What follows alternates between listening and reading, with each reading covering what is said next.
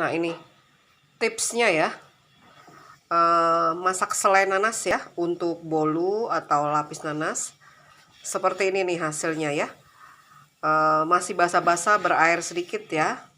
Nah, karena nanti pas kita masak bolu atau lapis nanas ya, ini kan untuk lapisannya ya. Nah, selai nanas yang masih basah seperti ini ya, nanti meresap ke dalam kuenya yang sehingga kuenya menjadi rasanya luar biasa. Ada aroma selai ya, dari airnya ya, selai nanasnya. Terus ini juga selai nanasnya ya berserat-serat seperti ini. Ini kita parut dengan parutan kelapa ya, jadi berserat-serat seperti ini.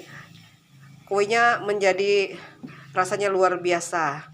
Ada serat-serat pada saat kita makan ya, serat-serat nanasnya tuh seperti ini ya. Ini hasilnya ya.